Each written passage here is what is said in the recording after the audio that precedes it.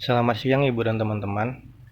Hari ini kami kelompok 2 statistika yang terdiri atas Gabriel Christian, Dewan Dinata, dan Farah Rozi akan mempresentasikan tentang distribusi chi-square, distribusi T, dan distribusi F. Baik, saya akan membahas tentang distribusi chi-square.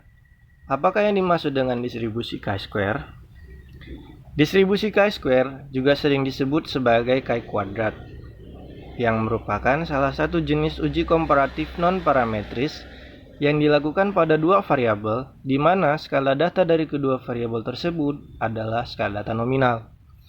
Untuk memperjelas pemahaman teman-teman tentang definisi chi-square, teman-teman bisa searching menggunakan keyword yang sudah disediakan.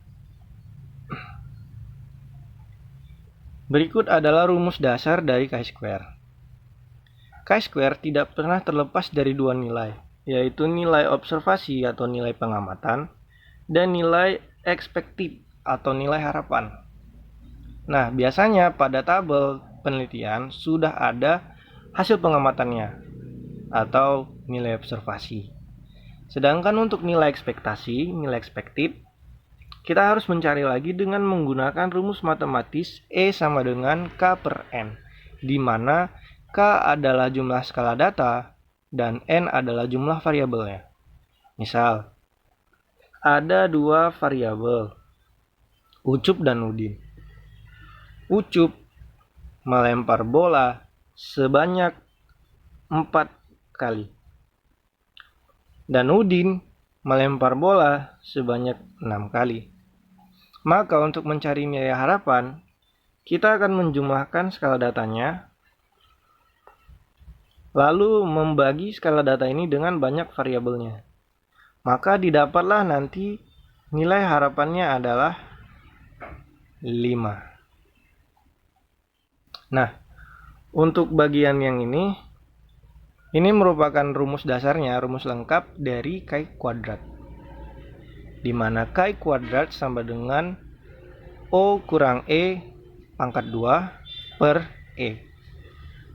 O adalah observasi dan E adalah expected.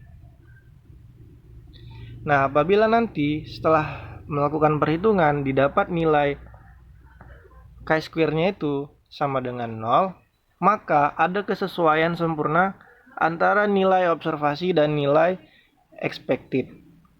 Nah, apabila nanti hasil chi-kuadratnya lebih besar dari 0, maka tidak ada kesesuaian sempurna antara observasi dan harapannya.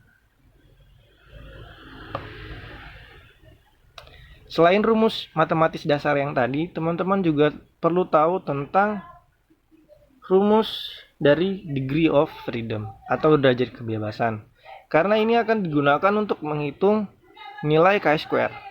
Untuk mencari nilai degree of freedom, kita menggunakan rumus matematis N kurang 1, di mana N adalah banyak variabel.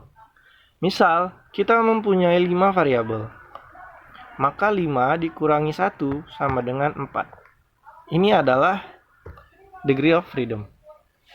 Nah, selain ini teman-teman juga perlu tahu bahwa alpha disimbolkan dengan A. Sama ya. Nah, ini nilai alpha ini merupakan nilai signifikansi. Jadi kalau nanti di dalam soal ada nilai signifikansi 5%, berarti alfanya adalah 5%. Berikut, apa sih manfaat dari chi-square ini? Yang pertama, menguji perbedaan secara signifikan antara frekuensi yang diamati dengan frekuensi teoritis, yaitu observasi dan ekspektasi atau harapannya. Kemudian yang kedua, menguji kebebasan antara faktor dari data dalam daftar kontingensi. Nah, teman-teman perlu perhatikan ya yang digaris bawahi, karena ini akan mendukung pemahaman di belakang penjelasan. Kita langsung ke penerapannya. Penerapan manfaat yang pertama, menguji perbedaan secara signifikan antara frekuensi yang diamati dengan frekuensi teoritis. Di sini kita akan membandingkan dua hipotesis. Yang pertama itu hipotesis awal dan yang kedua adalah hipotesis alternatif. Untuk melakukan uji statistika, kita membandingkan nilai chi kuadrat dari hasil perhitungan dan nilai chi kuadrat dari tabel. Nilai chi kuadrat dari tabel nantinya akan menggunakan derajat kebebasan dan derajat signifikansi. Kita masuk ke dalam contoh kasus manfaat yang pertama. Di sini sudah ada data pelemparan dadu. Sudah didapat hasil observasinya, di mana sisi yang bernilai 1 muncul sebanyak 13 kali, 2 sebanyak 28 kali, dan seterusnya. Maka setelah ada ini hasil observasinya, kita mencari nilai frekuensi harapan dengan menggunakan rumus matematis E sama dengan K per N, di mana K adalah jumlah skala data dibagi dengan banyaknya variabel. Maka didapatlah hasil 20. Nah, masalahnya di sini kita akan menentukan nilai chi kuadrat dan menggunakan signifikan sebesar 5% untuk menunjukkan bahwa dadu itu tidak ideal. Pembahasan. Yang pertama kita lakukan adalah menentukan hipotesis. Hipotesis awal bahwa dadu tersebut ideal dan alternatif dadu tersebut tidak ideal. Setelah menentukan hipotesis, kita melakukan perhitungan. Setelah didapat O dan E, nilai observasi dan expected tadi, kita mengurangkan nilai O dan E-nya, lalu mengkuadratkan, kemudian memasukkan ke dalam rumus chi-square secara utuh. Nah, setelah dilakukan perhitungan, didapatlah nilai chi-square 18,70. Nah, ini adalah nilai chi-square perhitungan. Berbeda lagi dengan nilai chi-square tabel. Untuk mencari nilai chi-square tabel, kita akan mengoperasikan derajat kebebasannya dengan derajat signifikannya. Maka didapatlah hasilnya sebesar 11,07. Nah, setelah selesai melakukan perhitungan antara chi-square tabel dan chi-square perhitungan, kita bisa menentukan dan menyimpulkan bahwa hipotesis atau anggapan bahwa dadu tersebut ideal kita tolak. Karena ada beda cukup signifikan antara hasil observasi dengan nilai harapan, yaitu 18,70 dengan 11,07.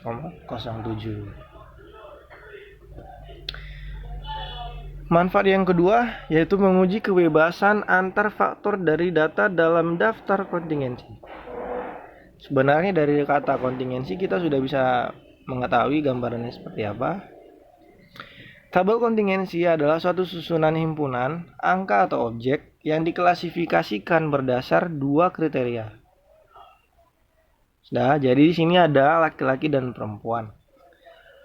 Ada laki-laki sebanyak 12 orang meminati bela diri taekwondo dan 20 orang meminati bela diri karate.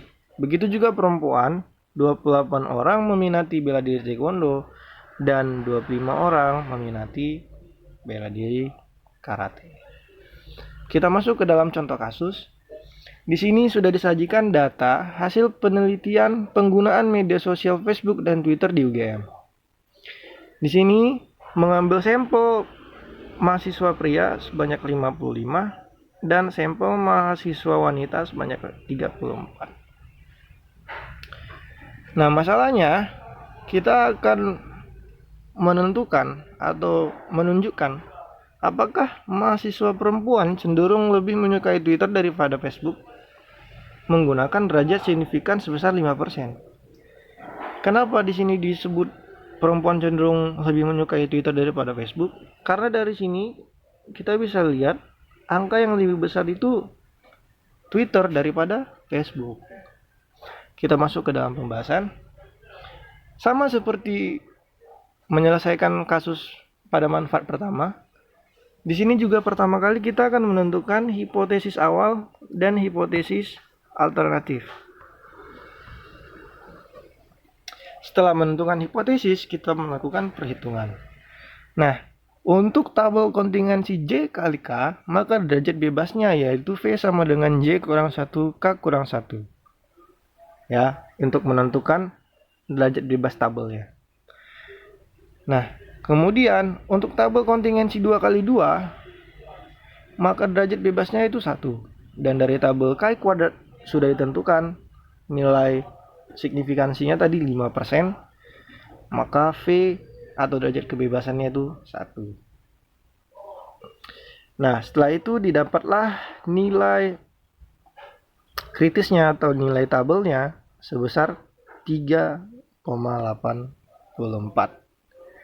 Ini adalah chi-square perhitungan. Jadi tidak ada perbandingan yang cukup signifikan. Maka anggapan bahwa mahasiswa perempuan cenderung lebih menyukai Twitter daripada Facebook tidak dapat kita terima. Karena jenis kelamin tidak ada hubungannya dengan preferensi pemilihan media jejaring sosial. Atau jenis kelamin itu independen terhadap preferensi pemilihan media jejaring sosial. Berikut yang sudah dijelaskan, selanjutnya akan dibahas mengenai distribusi T. Baiklah teman-teman, saya Gabriel Christian akan menjelaskan mengenai distribusi T. Pertama sekali kita harus tahu apa itu distribusi T. Distribusi T adalah distribusi yang digunakan untuk memperkirakan probabilitas untuk data terdistribusi normal dengan sampel data yang jumlahnya kurang dari 30. Atau bahasa simpelnya kita sebut distribusi T ini adalah distribusi yang digunakan untuk menghitung peluang dari data yang sampel datanya itu hanya sedikit, jumlah sampel datanya hanya sedikit, yaitu sampelnya tidak lebih dari 30. Untuk menghitung distribusinya, dan kita gunakan rumus T sama dengan X rata-rata dikurang mu per S dibagi akar N. Lalu misalkan Z PU bacak normal baku dan V PU bacak Q kuadrat dengan derajat bebas V, maka T sama dengan Z per akar V besar per V kecil, merupakan distribusi T dengan derajat kebebasan V. Dan fungsi padat peluangnya adalah Ft sama dengan ρ dikali dengan V tambah 1 per 2 dibagi ρ dikali V per 2 dikali akar Pi kali V dan dikali dengan buka kurung 1 tambah T kuadrat per V tutup kurung dipangkatkan minus V tambah 1 per 2. Ini untuk T diantara minta hingga sampai tak hingga. Ciri-ciri distribusi T yaitu distribusi T merupakan distribusi kontinu. Kemudian distribusi T memiliki bentuk kurva yang mirip dengan distribusi Z, yaitu berbentuk genta dan simetris. Kemudian distribusi T bukan merupakan satu kurva seperti kurva Z. Setiap distribusi T memiliki rata-rata hitung sama dengan 0, tetapi dengan standar deviasi yang berbeda-beda, sesuai dengan besarnya sampel N. Contoh kurvanya dapat kita lihat di sini. Nah, ini yang dimaksud tadi dengan distribusi T tidak hanya memiliki satu kurva seperti distribusi Z. Yang merah itu kurva distribusi Z. Nah, yang di bawahnya merupakan distribusi T dengan standar deviasi yang berbeda-beda. Ini adalah tabel distribusi T. Teman-teman dapat lihat sendiri. Kita gunakan ini untuk mencari nilai peluangnya. Kita beralih ke contoh soal, yaitu contohnya adalah dengan menyuntikkan semacam hormon tertentu kepada ayam. Berat telurnya akan bertambah rata-rata sebesar 4,5 gram. Kemudian sampel diambil secara acak yang terdiri dari 30 butir telur dari ayam yang telah disuntik hormon tersebut. Diperoleh data bertambah rata-rata berat telur sebesar 4,9 gram dan simpangan baku S sama dengan 0,8 gram. Cukup beralasankah pernyataan bahwa pertambahan rata-rata berat telur paling sedikit 4,5 gram? Nah, pertama kita kumpulkan hipotesisnya. Pertama H0 yaitu mu sama dengan 4,5. Berarti menyuntik ayam dengan hormon tidak menyebabkan bertambahnya rata-rata berat telur dengan berat 4,5 gram. Dan untuk H1 yaitu mu lebih besar 4,5, berarti menyuntik ayam dengan hormon menyebabkan berat telur rata-rata bertambah paling sedikit dengan 4,5 gram. Untuk penyelesaian, pertama diketahui X rata-rata sama dengan 4,9 gram dan S sama dengan 0,8 gram. N-nya adalah 30, mu-nya sama dengan 4,5 gram. Sehingga kita masukkan ke rumus yang T sama dengan X rata-rata dikurang mu per S dibagi akar N. Sehingga kita dapat yaitu ini 4,9 dikurang 4,5 per 0,8 dibagi akar 30.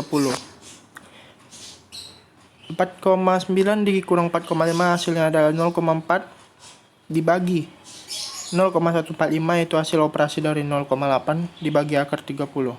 Sehingga kita dapat 2,76. Untuk V-nya itu rumusnya N kurang 1. Jadi kita kurangkan saja 30 dengan 1 yaitu 30 kurang 1 sama dengan 29. Melalui tabel distribusi T yang tadi sudah saya tunjukin, diperolehlah alfanya sama dengan 0,01 dengan V sama dengan 29 dan peluang sama dengan 1 kurang alfa sama dengan 1 kurang 0,01 yaitu 0,99, maka diperoleh nilai T sama dengan 2,46 melalui tabel A4.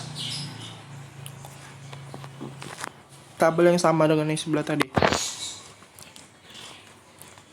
Kriteria pengujiannya adalah tolak H0 jika T lebih dari atau sama dengan 2,46 dan H0 diterima jika kejadiannya itu sebaliknya. Nah, begitu saja teman-teman. Untuk distribusi F akan dilanjutkan oleh teman saya. Terima kasih. Distribusi F. Apa yang dimaksud dengan distribusi F?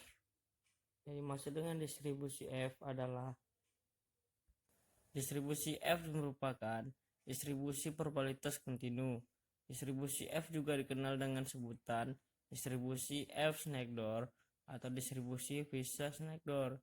Distribusi F seringkali digunakan dalam pengujian statistika, antara lain analisis varias dan analisis regresi.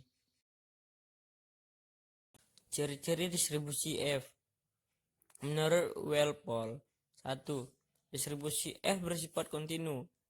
Hal ini berarti bahwa distribusi F nilainya bisa jadi tak terbatas, antara 0 dan positif tak hingga. 2.